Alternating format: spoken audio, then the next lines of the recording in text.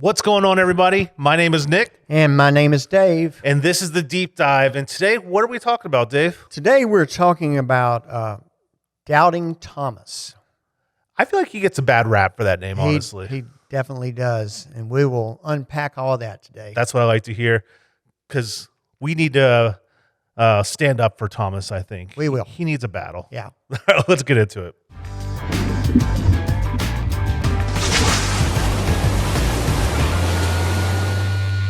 Well, Dave, we did not do this last week. We had a little bit of a special presentation of our sunrise service. Right. Because you went out of town, didn't you? I did. For the last 14 years, just about every year, I haven't made it every year, but I get together with a group of guys that I went to high school with, and we go hang out at the beach. And so I did that during the middle of the week till the weekend, and had a great time. And I'm all but back and relaxed and tanned chill. up a little bit? Very little. Very good. Yeah, I spent a lot of this last week kind of in the yard getting our, we just got an above ground pool set up and built some stairs for it and getting ready for that summer life. It feels like it's coming quick. Yeah. Nick, are you into basketball at all? I dabble. I'm not like a huge basketball guy. Yeah, I'm getting into it again. I watched 3 of the NBA playoff games yesterday, and you watched 3 games yesterday? 3 games yesterday. Who's your team? Who you got going all the way? Well, I like Golden State. Of course, the Hawks, sure. But they're not going to make it. Yeah, but yeah, and they're exciting. Trae Young, but Golden State lost yesterday, but they're going to win their series. They're up 3-1. So we need to talk about the subject. So yeah, we can get into it a little yeah. bit.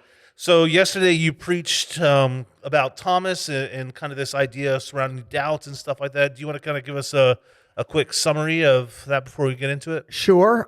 This story of doubting Thomas is very people who don't go to church, who don't even know Thomas's story, know the phrase doubting Thomas. It's like Benedict Arnold or something, doubting Thomas.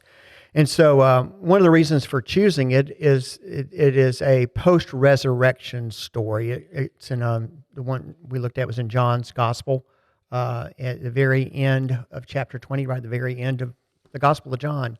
And it's after the resurrection, after he appeared to Mary. Then later he appears to the disciples, except Thomas is not there.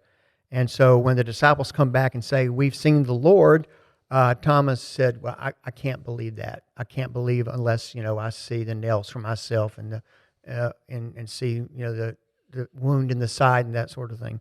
And so 8 days pass and it does happen. And so when he sees Jesus, Jesus says, "Thomas, here are my hands, here's my side," and then he said, Jesus says to him, "You believe because you've seen me." And then he says, "Blessed are those, or happy are those who will believe and have not seen," or something to that effect. And so from that, there's been this whole theology that sort of developed, I think, around faith and doubt. Right. And I do think most every Christian, most every church will say, well, yeah, we're going to have some doubts. But there are a lot of things in the Christian faith that have sort of been deemed untouchable. You know what I mean? Yeah. And so it's kind of a struggle. You got to have this certainty about certain things that does not allow for doubt. And I think I would have been kind of, honestly, like, I'm kind of a logical, analytical kind of guy myself. Right. So I think I kind of would have been in line with Thomas had I not seen and I've been hearing all this stuff, because people don't just come back from the dead all the time. Well, yeah. This wasn't a common occurrence. So like my brain would be having a hard time processing, even if I walked and even if I heard the stories kind of along the way and I got the warnings kind of coming up, of like, hey, this is coming, this is happening. I'd be like, okay. But then Jesus disappears or dies, Yeah. and then it's like craziness is happening. Do you know what I mean? Like they're a lot of time they're on the run. This is kind of a pretty chaotic time for these guys. Absolutely. Just think of the trauma that they were under. I mean, he didn't just die. He is crucified. He is brutally executed. Right. And I think I would have been I would have been one who said, I want to see this for myself. And I think that's where he kind of originates his doubt and his backlash. But I'm not gonna lie. I think I would have been there. I was going to say this. We have a lot of British people here at the church, are a number of British people, and so one of them came up to me after the service yesterday and said, in England we didn't say doubting Thomas, we said questioning Thomas, and I like that a little bit better. It definitely softens the blow a little bit. It does. I like questioning Thomas, but I will say that even in those parameters, there have been certain topics, certain things that have been unquestionable in the Christian faith.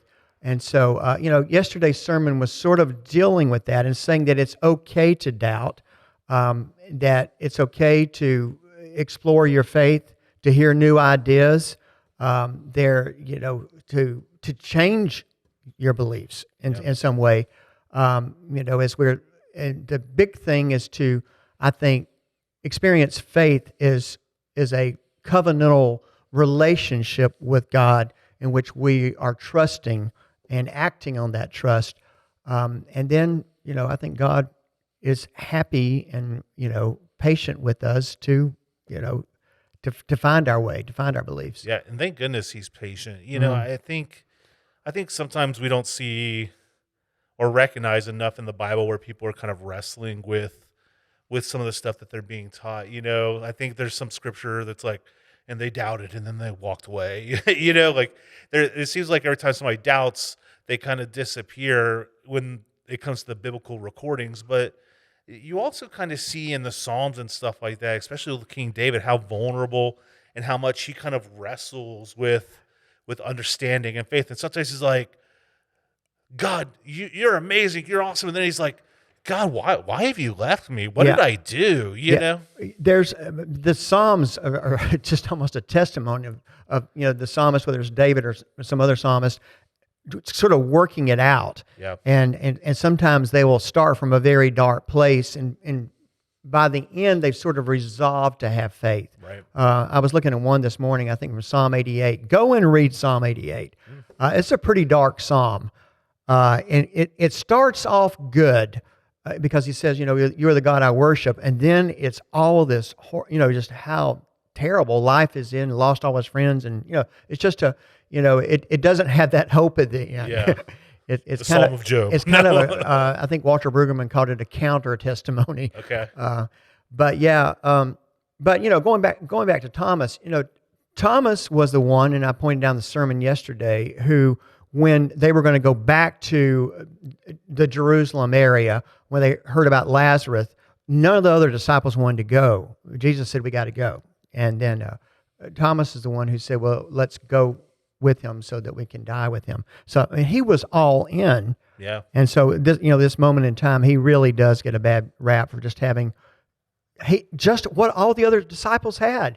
I mean, they got to see him. Yeah. What was this big sin in that? He just wanted what they got. And so, and then he gets forever this reputation of that. But he went on, this is not in the Bible, but Christian tradition is that he went and was a missionary in the East. Acts mentions that he was a missionary, but tradition has it that he went to India and actually died a martyr there. Wow. And so, Thomas was a great guy and not much different from all of us. I think within each of us, there are things we struggle with. And sometimes there's lifelong struggles of not knowing. Yeah, I actually have a little bit of a story from my time in youth ministry. When I was a youth pastor up in Virginia, we would do confirmation class like we do here at Hickory Flat, but we would do kind of a longer class, and we made the kids do we called it the Statement of Faith assignment, where they would get with their sponsors and they would basically write out it's like a 500-word essay, however you want to say it. And we kind of had some things that they needed to hit on of like, tell us who Jesus was, tell us who God was, what's the Trinity, what's baptism, that type of stuff. And this kid, I actually was his sponsor because I knew him kind of coming through VBS, and he didn't have anybody else that he was like, I really want this person. So I ended up being his sponsor, and he pulled me aside as we were starting this, and he goes, Nick, I don't know that I believe all this. There's just some things I kind of doubt. And I was like, well, let's talk about that. So we talked about it, And I still was like, well, let's still write this statement of faith assignment. Let's write it out. And so he kind of was very factual about it. But when it got to the part where it was like, how do you plan to live out your faith? Um, he really kind of broke it off into more of, here are the things that I do doubt. And it was kind of some of the logical stuff, like the virgin birth and the stories of creation versus what he's been taught in school. Like some of these things that I would say a lot of us have kind of thought through of like, Mm-hmm. and I just thought he was the bravest kid because we actually made them get up in front of the church and say their statement of faith. So he got up there and he says it word for word, what he wrote, the doubts, the struggles. But he looks at the congregation, he says, but this is the commitment I will make to you and for my faith going forward is that I will continue to seek to find the truth. Right. And I was like, man, that's really cool. What was the reaction to it? Good? Yeah, a lot of the congregation, especially some of the older people were like, that kid was amazing, because it was very different than the rest of them. The rest of them were kind of like in line with what you'd expect him to say. Yeah. But because I think his was so different and kind of maybe I think probably affirming for some people of like, Well, okay, maybe this is okay to feel. that's good. That sounds like a healthy environment and one that, that he will find. I heard somewhere, I can't remember who said it, but the heart cannot accept what the mind rejects. Mm. And there's a lot of truth to that, if we're trying to, but yet we can still act on what we know. And, I do think it's following Christ. It is growing in a relationship of trust. Yeah. God, I trust you. I don't quite understand. But, like that young man said, I'm going to continue to be a seeker. I mean, I hope in some ways we're all seekers. That's trying to find new knowledge and new ways of things that would deepen our faith, not take it away. If we define faith as adhering to this fixed group of things, and then we find that we believe slightly different, or we find some additional information. We were talking earlier about gravity. Yeah. And the understanding about gravity. Gravity has always been around, right? Yeah. It's here, Yeah, I hope so. But then, the people that done the big work on it was Newton, of course. Then he had some definition in ways, and I'm not smart enough to tell you all the math and stuff. But Newton was the first person who, worked with gravity and sort of trying to define it. And then Einstein came along and had some different ideas about how, and then actually understand like quantum physics is even got some other beliefs and things around. It doesn't make gravity any less true. It's all talking about the same thing in different ways and trying to clearly understand and define it. And I think our faith can somewhat be like that too. Whether or not it was 6 days of creation, if you have built your little Jenga thing, you know what Jenga is. Yeah. Okay, so if you've built that and say, okay, you pull that out because it has to be 6 days of creation, and so, if that's not true, then my whole faith is going to collapse. Right. Whereas there is creation, it's here, and I do believe God made it. How that happened, I don't know. How God was involved with that. And so, we sometimes lock in on something, or the church does, and then that's the way it has to be. And, you say, I'm glad that the church was accepting and supporting of that young man. I specifically remember, and I kind of alluded to this yesterday, because this one did actually happen when I was an adult. I was in a Bible study, and we were talking about it was Christian believer. Okay, if you know that study, and it talks about the different doctrines and tenets of faith. So we got to talking about the Trinity, and there was one man in the class who just really didn't quite buy into the Trinity. God in three persons. It's a very complicated doctrine. Yeah. Okay? It's how the church is found out. It's not a simple thing. And so he had lots of questions, and it was a great discussion around. I was leading the class. And so I was talking, later on with some other classmates. He says, well, that guy's not a believer. He doesn't believe in the Trinity. I was like, I'm not so certain that you're right about that. Yeah. I mean, because he really wanted to, he just hadn't quite got there yet. And so, we've made some things non-negotiable. And so I think it's okay to explore and look at your faith. When I went off to seminary, I remember I must have had a dozen people say, "Don't let them take your faith." Yeah. Why? Because I'm going to be studying more about it. So it's sometimes we're afraid of learning more because it's going to change the way that we might have perceived something earlier. Do you think that there's kind of a point of no return though when it comes to kind of doubting or facing some doubts, like where maybe it becomes like you just find too many things to doubt in, and then like you kind of lose your footing, or does it make sense? I think it depends on your orientation, and that's what I would say Okay. is if there's any imperatives in this, you need to have an orientation towards God, towards belief, Yeah. and God can handle it. Yeah. God's been around forever. Bible's been around here for a long time. People have thought and believed different things about Bible and interpreted it in different ways. That's all. It's not a Jenga thing where it's all going to come toppling down. Yeah. But I think the orientation has to be towards the spiritual. We talked some yesterday too. Sunday. This is Wednesday. Whatever.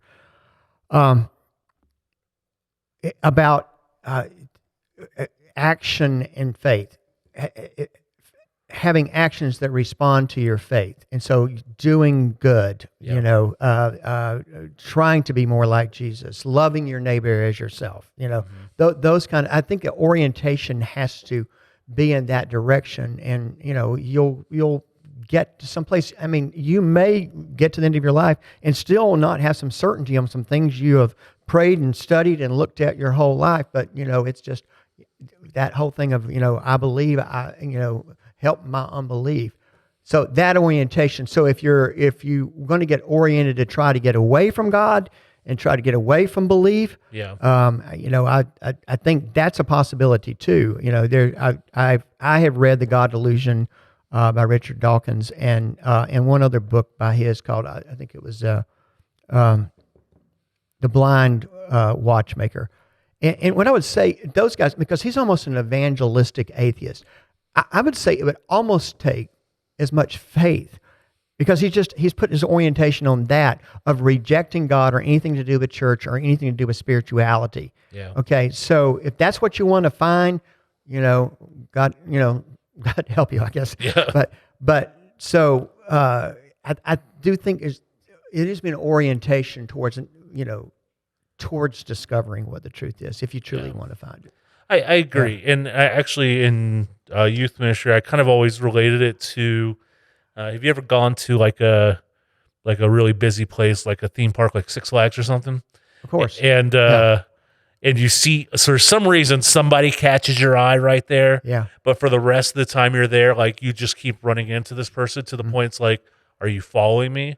And I kind of explain it in a similar way, is like, if you're looking for proof of God, like you got to make those notes and then try to make sure you're taking account of when you see God, giving God in those credits and in those spaces. You know what I'm saying? That's right. But as you were talking, I've had a lot of conversations recently with some peers of mine, actually, and they've kind of been talking about this process of deconstructing their faith, and not to a point to where they're trying to tear it out, but more get back to a fundamental side of it, because they feel like from whatever church they went to or certain experiences that it actually shaped maybe their faith into a spot that they realize they're like, I don't necessarily want to be here.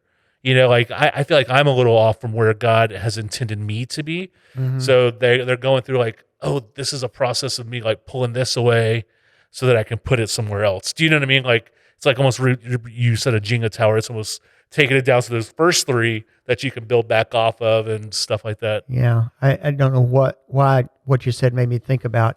I think Dietrich Bonhoeffer, and it was during World War II, lots of chaotic times. So one of his writings, I'm trying to think what it was called, but it was exactly what you said. It was a religionless Christianity, I think is what it was called. But it was basically, the religion was making you busy. And so what are the essentials of being a Christ follower? Yeah. And so that's what they were looking at. And so I do think there's some stuff about church that needs to be deconstructed. At the same time, I will say this: there's something about our faith and our church that gives us stability, and I think that's why sometimes people get so defensive about it. Right. Because with life being chaotic, or life is hard all the time. Yeah. But life being chaos, you want to find something that's a foundation that you can stand on. Yeah. And so it just needs to be a sure foundation. Correct. If you, going back to the Jenga thing, if you've built it out of like these 10 things, and so one of those things turns out to not be like Humpty Dumpty yesterday. Which, by the way, yeah. Really tore some people's brains apart when you said, where does it say that Humpty Dumpty was an egg? And I know my wife sent us an email that was just the meme that says Humpty Dumpty was an egg as the caption. Yeah. And then it has the gingerbread man going, "You're a monster." Yeah. So if you're listening to this and you didn't hear Sunday yet, that idea of Humpty Dumpty, if you ask anybody, most people would say, oh, he's an egg. He sat on a wall. Mm-hmm. He fell Got down. a great fall. Got a great fall. Well, say the nursery rhyme. Yeah. Nowhere in there does it say he was an egg. And so, most people, historians looking at that would say it was a canon. And it was used in a war, and they're writing a poem about that. But yet it's become that. And so we've done that with a lot of parts of our faith. And I think it's okay, to your friend's point, to deconstruct and let's get back to what is truth. Yeah. And if we're not certain what that is, then let's start orienting ourselves in that direction. Yeah.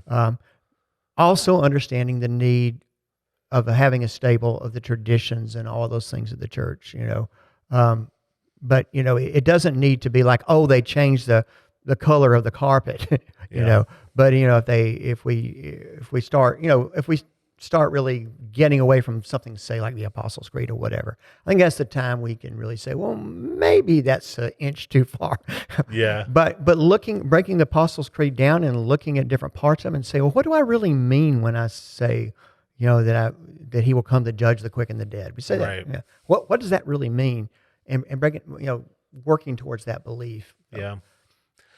Why do you think we've gotten to a spot where kind of this doubting or deconstructing has become such a negative trend over? And maybe you've alluded to it a little bit, but like what would you say? Like, why has it become such like a scarlet letter almost to other Christians? I think it has to do with having something that's stable in a chaotic world. Yeah. And so, here's my faith. And so there's certain things have worked a certain way for me. And so if we hold to the fact that these things are literally true, then I can count on that. Right. But if we find out that it's not, and one of the things that I didn't answer your question. I'm sorry. No, but one of the things that I don't think you'll ever find truth is getting into a cloister somewhere with just people that think like you. Mm-hmm. I think it takes listening and hearing from different perspectives, and be willing to be open to that. And if you're looking for truth, you will find it. Yeah. We've got to trust ourselves. We've got to trust other people, and we got to trust God that we will find it. One of the things that just it's like fingernails on a chalkboard. People say, "Well, I just want to be around like-minded people." Yeah. Well, yeah, I want to be around like-minded people that like to play trivia and enjoy the Braves, but I do want to hear different perspectives politically, theologically, and I hope it doesn't make me weird. Yeah. Because I have learned so much from other people. I didn't see it that way before. I never considered that way, and lots of times it did not change me, but at least I have a deeper understanding of my own belief. Yeah, I think that was I don't know if you've been around the church the Holy Week. My wife Rachel actually found these pictures of Jesus, and it was a series that this lady did of Jesus washing the feet of people, and I loved it because it was people from all different aspects and all different places, and it really stung pretty hard when you see like Donald Trump and Joe Biden being the first two. You're like, oh, she's going for the jugular here. This artist. But it really kind of related to kind of what you said is that you gotta have a little bit from all these angles to kind of really like Jesus would have been in community with all these types of people. And if we just kind of put ourselves in this little cocoon, or would you call it a chrysalis, or then like we're not expanding our mind. And I think in the spaces where people look down on other people for doubting, I think I wish instead of us, or not us necessarily, but those people who are being judgmental about it, I think I would rather see them offer a hand back and say, here's why I am so certain of this as truth, as opposed to, how dare you not believe this? Yeah, how did you come to believe? There's things that I've struggled with that I'm now to a really good point. Yeah. Things like the resurrection. Because I've studied it. And so let me share with you what I found. Yeah. And so if you have a conversation on that, why do you question it? Oh, wow. And it may be, I haven't never thought about it that way. Now I question it too, but that's okay. Then you go deeper, That's right. It's all a trust in a relationship with God, and seeking to be like Jesus and loving.